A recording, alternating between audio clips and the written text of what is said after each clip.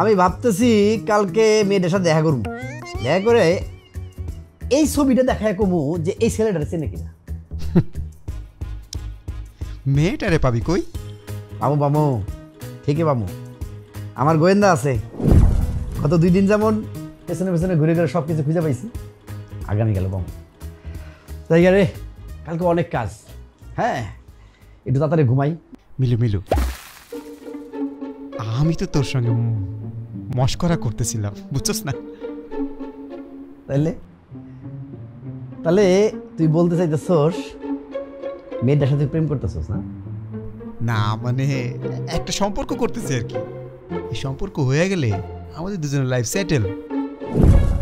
আমাদের দুজনের মানে? আমাদের মানে তোর আর আমার। কেমনে?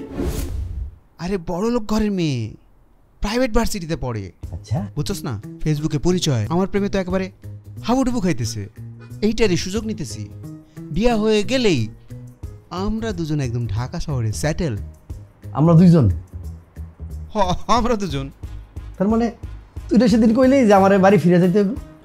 আরে তুই না আমার ভাই, একসাথে আমরা পড়ছি, একসাথে আমরা ঘুমাইছি, একসাথে আমরা বড় হইছি। আমি কি তোর সঙ্গে ফাজলামি করতে পারি না? আমি দুষ্টামি করছি আর কি। আচ্ছা, তুই আমার একটা কাজ করে দে। কি? তুই তোর গার্লফ্রেন্ডে যাই বলবি, ঠিক তার মতো আমার জন্য একটা সুন্দরী বড় লোক গার্লফ্রেন্ড ম্যানেজ করে দে।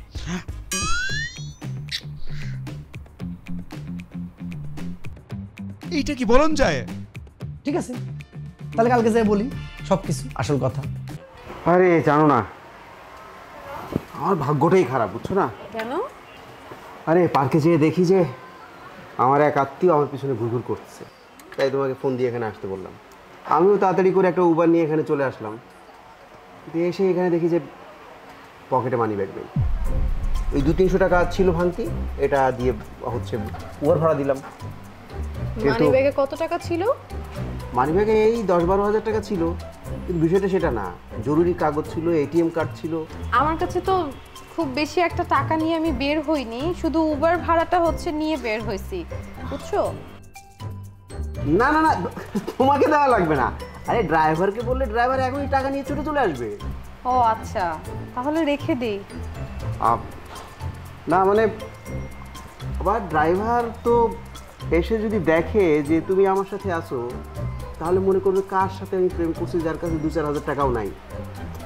তোমাকে গরিব ভাবলে তো প্রেস্টিজের ব্যাপার। আচ্ছা একটা কাজ করো, এখন টাকাটা দাও। আর হচ্ছে যে এখানে তো বিলও হয়েছে না, এবার তুমি বিলটাও দিয়ে দেবো।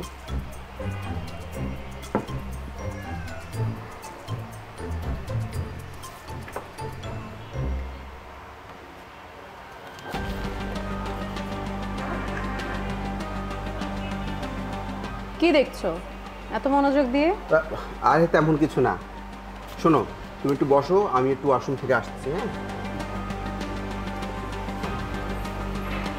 একটু বসো।